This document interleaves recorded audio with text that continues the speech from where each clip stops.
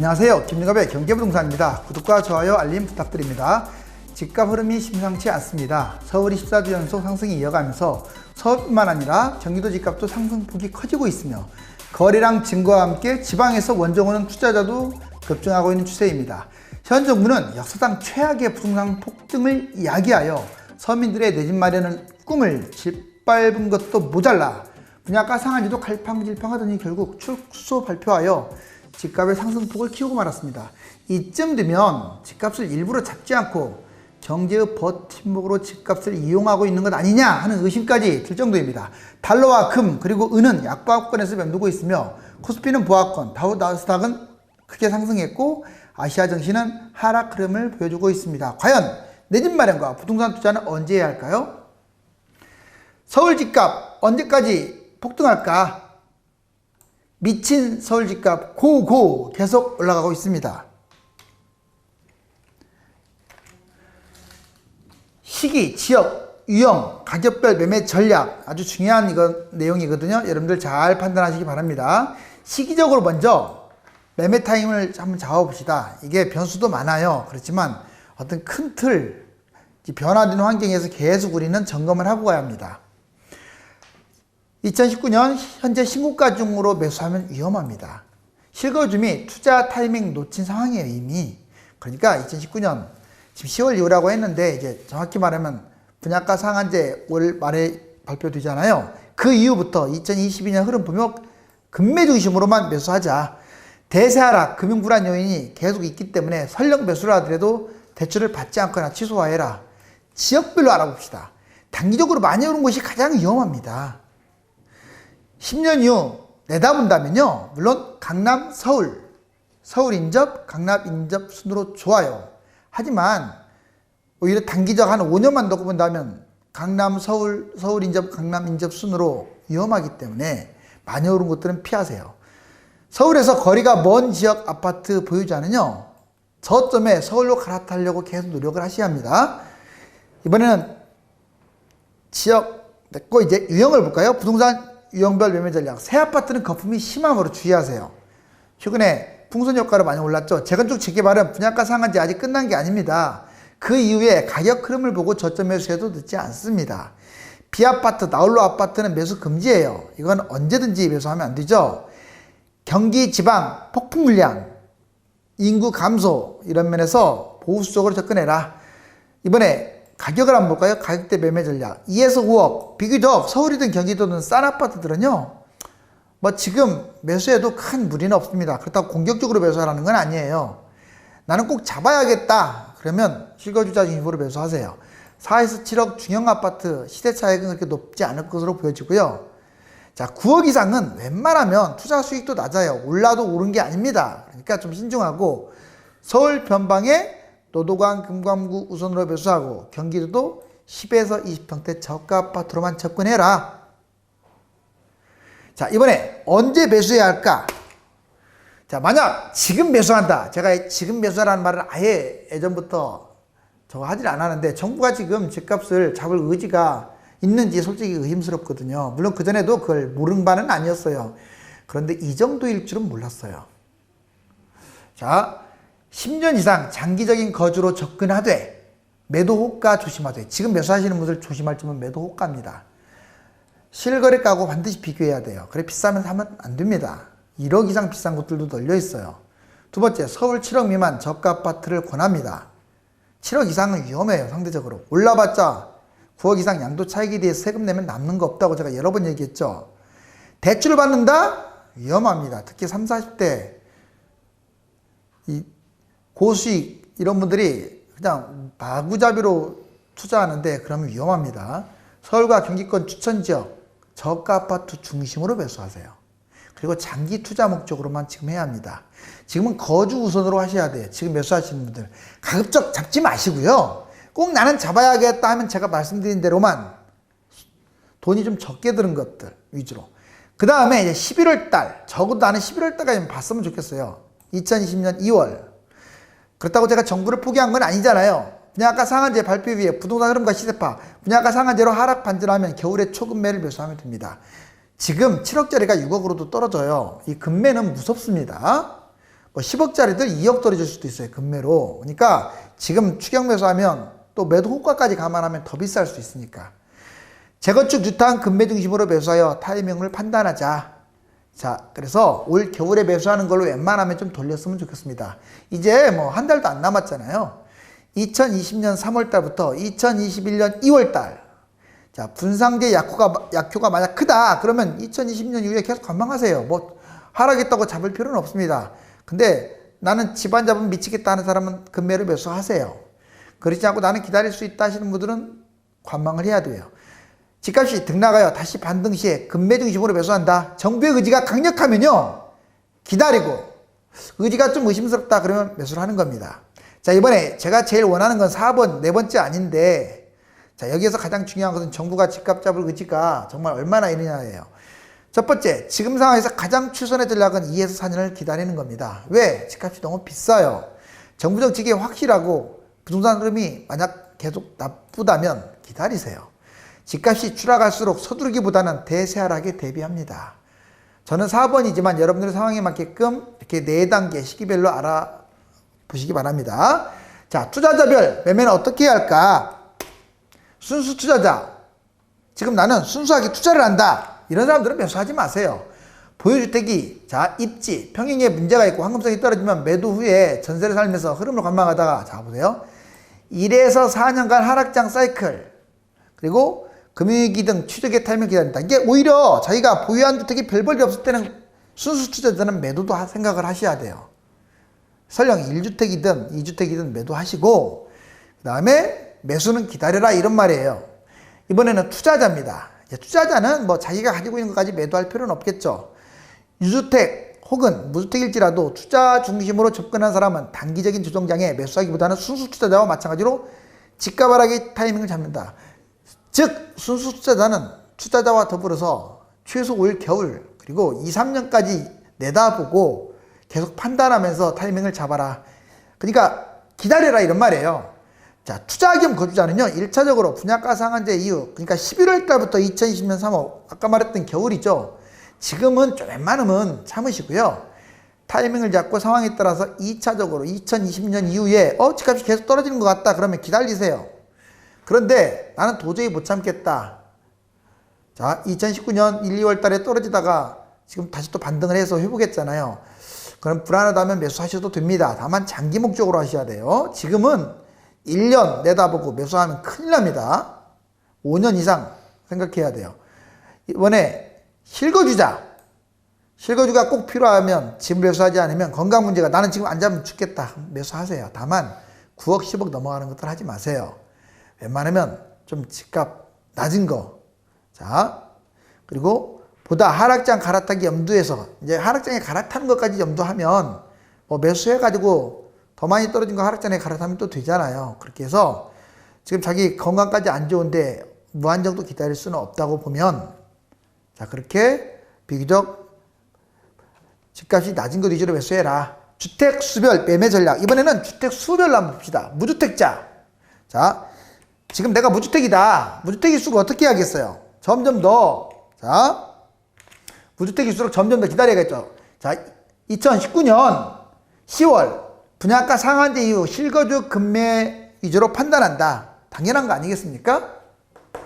자, 2019년 10월 분양가 상한제 이후에 실거주 급매 판단하고 2020년, 22년, 1에 3년 흐름 보면서 바닥장을 판단하라.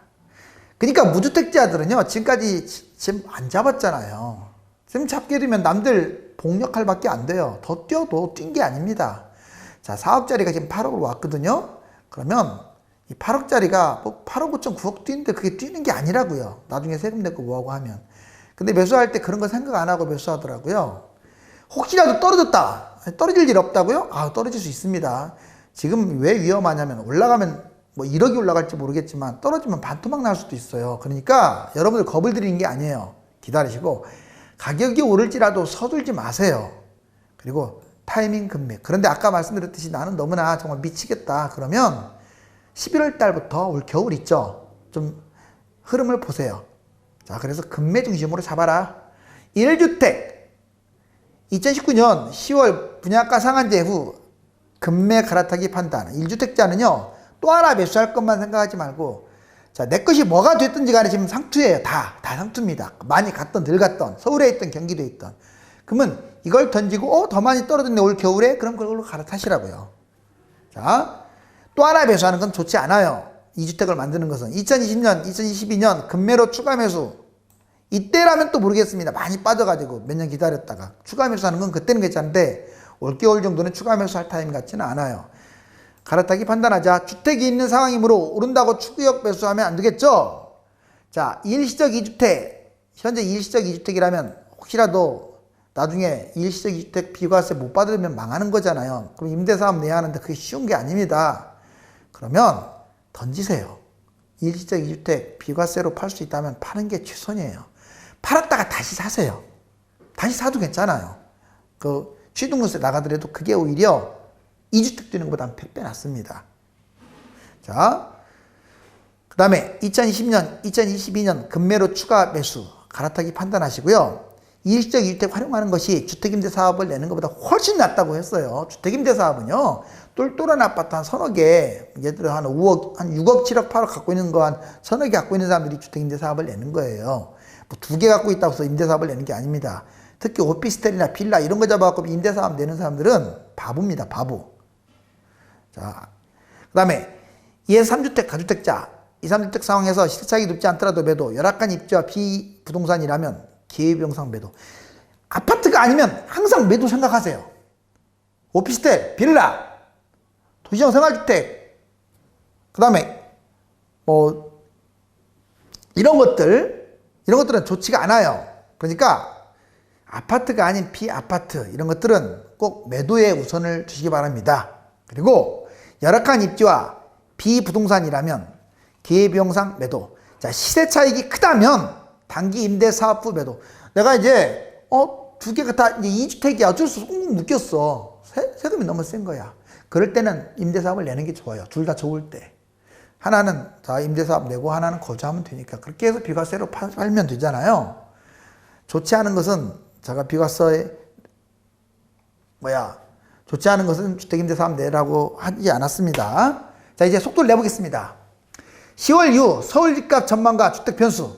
자, 올가을 서울 집값 전망 이렇게 올라갔어요. 지금 1에서 3% 오를 것이다. 60%가 무려 올라간다고 전망. 1% 미만 상승할 것이다. 27.3%. 왜 이런 현상이 벌어졌습니까? 정부가 이랬다 저랬다 하니까 그래요. 제가 정부 탓을 그냥 지나치게 하는 게 아니에요. 집값을 잡을 의지가 지금 없어 보이잖아요. 자, 올해 보세요. 주택시장을 좌우할 변수, 경기 상황 당연하죠. 지금 경제 위기네 뭐네 이런 말들이 나오기 때문에 지금 주춤하고 있는 상황인데 정부 정책이 오히려 집값 상승에 지금 보탬이 되고 있으니 환장을 노리시죠. 자, 강남 집값 동향. 강남 재건축을 두드려 잡으면 집값은 떨어지게 돼 있어요. 이 두 개를 지금 정부가 안 하고 있는 거예요. 자, 30대와 40대 아주 지금 무섭습니다. 여기 보시면 자, 30대와 40대 자, 지금 매매 시장 자, 지난달 서울에서 30대와 40대 아파트 많이 산 지금 30대가 지금 둘루집으로 이게 누가 하겠어요? 왜 그럴까? 왜 그런지 가르쳐 드릴까요? 10년 전에 비해서 30, 40대 연봉이 어마무시하게 올랐어요. 물론 중소기업도 올라갔지만 중소기업은 그렇게 올라가지 않았습니다. 대기업 제가 상담을 해보면 유료 상담을 해보면 연봉 1억 부부가 널려 있습니다. 이 널려 있다는 말 맞습니다. 그러니까 돈은 별로 안 되는데도 막 사는 거예요. 제가 분명히 말했습니다. 좋지 않은 집을 그렇게 연봉 많다고 해서 집 막 매수하지 마세요. 특히 40대는 강남권 많이 사고요. 30대는 노원구, 송파구 이런 데 성동구 자 이렇게 많이 삽니다. 서울 집값 폭등 조짐 자료들 여기 보세요. 9월달 지금 서울 도봉구 0.18 지금 다 빨갛죠. 노란 것도 0.1% 올라간 거고요. 빨간 것은 기본적으로 0.1부터 0.34까지 뛴 곳들이에요. 지금 서울이 이렇게 폭등하고 있습니다. 작년 9.13 대책보다 지금 한참 많이 뛰었어요. 여기 또 보세요. 지금 강남 3구, 한강변 라인, 도심권 라인 무섭지 않나요? 20포인트, 16포인트. 자, 올해 지금 상반기에 이렇게 많이 뛰었어요, 집이. 이 하얀 곳이 안 뛴 곳 아닙니다. 여기 왼쪽처럼 많이 다 뛰었어요. 안 뛴 곳은 없어요, 서울에서. 특별히 많이 뛴 곳들. 눈에 보이죠? 용산구 21.7, 영등포구 21.7, 양천구 26, 송파구 18.2. 주로 재건축이 있는 곳들이 많이 뛰었다는 게 한눈에 보이죠? 그러면서 재건축 축수 발표 이해가 안 갑니다. 서울 재건축 아파트 여기 보세요. 자, 지금 작년에 지금 2019년 7월 달인데 올해 2018년 지금 7월 달 0.30이었던 게 지금 위로 갈수록 어떻습니까? 0.43. 자, 꼭지를 찍고 있잖아요. 오른쪽 보시면 지금 2년 문재인 정부 2년 동안 집값이 얼마나 뛰었느냐 보면 파크뷰자이 63.3, 중계조금 6단지 73.7, 강변현대 79.7, 다 기본 70% 이렇게 뛰었네요. 다른 곳도 뭐 60 아니면 70이에요. 그런데 무슨 10% 뛰었다고 한국감정원은 거짓말을 하는지. 자, 문재인 정부 돌아서 평균적으로 60% 이렇게 뛰었고요. 거의 70% 가까이 뛰었고 나머지가 박근혜 정부 때 뛰어서 지금 100% 뛴 거예요. 집값이. 연도별 토지보상금 추이. 지금 부동자금이 무려 여러분들 약 1000조 정도 된다고 했죠. 근데 가계부채는 1500조. 자, 이금융까지 하면 2000조. 그러니까 부동자금보다는 가계부채가 더 많습니다. 어찌됐거나 부동자금이 지금 부동산으로 지금 쏠리고 있는 현상. 경매 날짜가율이 자 2019년에 들어서 급락하다가 다시 또 올라가고 있어요. 왜? 부동산 길을 살려줬기 때문에 그러죠. 그 다음 지금 보면 서울 강남 3구 아파트 거래량 보시면요. 6월, 7월, 8월 지금 생각보다는 그렇게 거래량이 많지는 않죠. 그런데 비해서 집값이 지금 많이 뛴 겁니다. 강남권이 서울 평균치보다는 거래량이 높진 않아요. 서울 주간 아파트 자 6월 달부터 봤는데 계속 0.1 위에서 놀고 있죠. 서울 정비사업 분양 지금 평균 분양가 보세요. 자 15년에 2천밖에 안 됐던 게 지금 3,153 얼마나 많이 뛰었습니까? 무려 28.23%. 17년, 18년 중심으로 분양가가 이렇게 많이 올라서 건설사가 폭리를 취하고 있어요. 분양가 상한제를 전면적으로 시행해야 할 이유입니다. 주택가격, 소비 동향지수는 이렇게 계속 올라가고 있습니다. 인플레이션, 변동치, 지금 디플레이션으로 계속 이렇게 지금 물가는 하락하고 있는데 집값만 지금 올라가고 있어요. 전망도 올라가고 있고요.